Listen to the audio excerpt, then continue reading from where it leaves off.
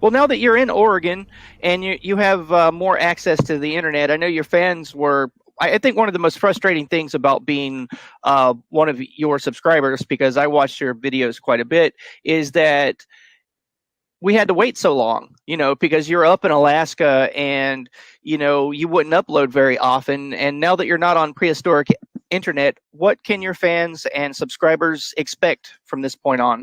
Well, I'm trying to work in putting out more video stuff. I'm looking at doing some more live streaming stuff because down here, it's internet's way cheaper, so I can actually afford to do a lot more video content production on the far end side kind of thing, where I can produce videos and not have to worry about hitting a 200 gig cap or 150 gig cap that is still very prevalent up in Alaska to this day. For internet access.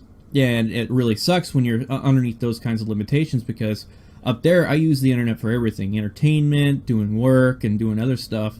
And when you're producing a video that's running HD 60 frames a second, or you're doing 4K videos and stuff like that, that eats up a lot of bandwidth. A 30-minute video on 4K resolution's easily almost 2 or 3 gigs right there. Oh, sure. And so, as is, I'm hoping to start producing more content. Unfortunately for me, I got to deal with this legal fight first that is upcoming with the U.S. Marshals at this point.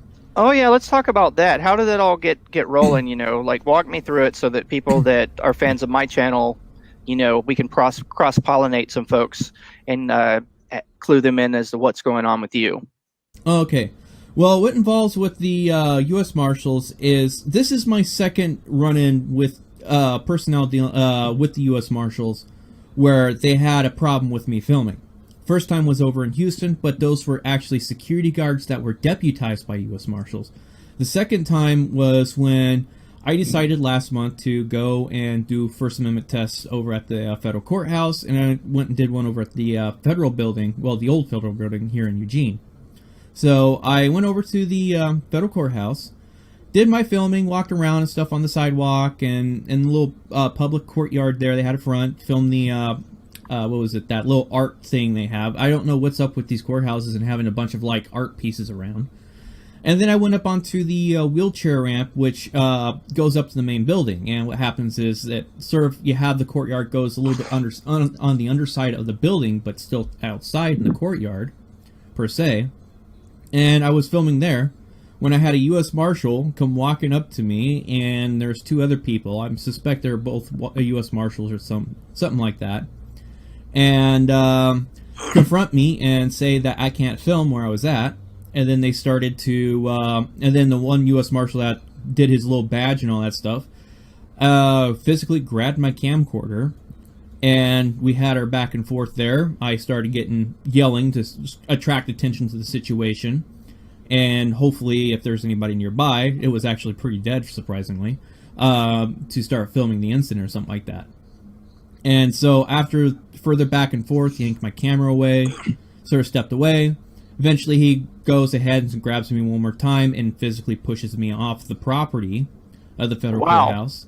And yeah, I saw that video, and my immediate response to it was, I really wish you had a partner, because you can't see, from that vantage point, you can't see the Marshal Service people putting their hands on you.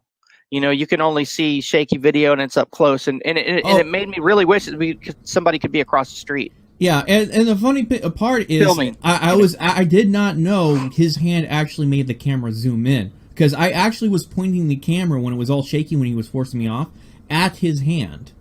Oh, so it zoomed in by accident. All right. Yeah, I don't think he did it intentionally. It's just, I mean, the way the zoom and unzoom button is located is on the top part, and you can see where his hand goes on the camera in the release footage I have done, where all of a sudden the camera starts zooming right in.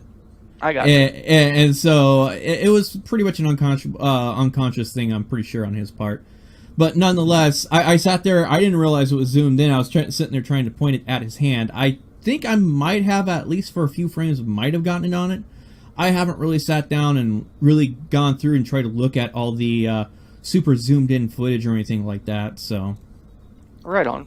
But nonetheless, they So were you charged at all at that very beginning? No. There's no citation, no criminal charge or anything like that pending. Though there was threats of if I stepped once more back on the property, I would be arrested. Yeah, like criminal trespass or whatever? Yeah. All right. And so, which case, after that incident, went and filmed the federal building. No incident, no problem at all.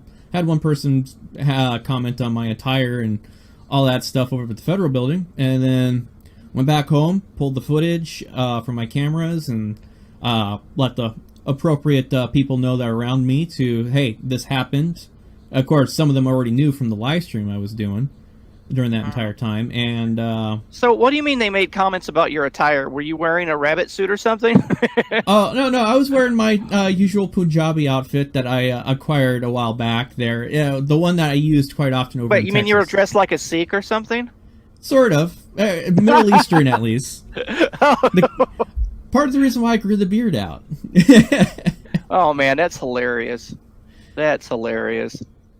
You know, I forgot that there was a British comedian troupe that did that for a while. They were dressing up in traditional Arab clothing and going to places in the UK. I forgot their names, but they were like a cable TV comedian group that were doing that. They're kind of like British versions of Kids in the Hall, but they were doing it about 8 years ago. I think you might have got the countries confused because I'm pretty sure they were over in Australia, and they did a thing where yeah, Australia, not Britain, yeah. Where they actually went to some sort of like big, huge geopolitical summit meeting or whatever. Yeah, they went to a G8 meeting. Yeah, and what's funny is the cops actually escorted the guy that was dressed up and arrested the bodyguard looking guy, in one of their little stunts there. It's just that one had me double over laughter. I was just like, really? I wow. think they were called the Chasers War on Everything. Yeah, I have no idea. It's been years since I've looked at those videos and stuff like that. Yeah, well, while we're chatting, I'll Google and try to find it. But yeah, but that'll be fun. Nonetheless, I mean, after all that, of course, me, News Now, Houston, and several others, we did the Tyrant Alert there. And, of course, they got inundated with a bunch of calls. That same time frame, I put in a request with the ACLU over here in Oregon, and also filed a complaint with Internal Affairs of the U.S. Marshals, which apparently they are not wanting to discuss any further matters on it, and said I had to file a public records request. Oh yeah, like go get your FOIA, and we won't make any more statements. Yeah, I just looked that up. They are from Australia, and they're called the Chasers War on Everything. Ah. And they ran a syndicated television show from 2006 to 2009. So there we go. I'm glad I'm not crazy. All right. So you filed a tort claim or just an official complaint? I just filed an official complaint. I am still talking with a few lawyers on the next course of action. So that's all I'm going to comment on that part for the time being. But that's at this wonderful. point, Okay. At this point, it looks like it's definitely going to move into the legal realm of things, and that's where my focus has been. My attention and focus has been on that aspect for my channel, is getting ready for this fight. So part of the reason why I haven't produced more content is just due to the fact when I first started down here, I had something blow up.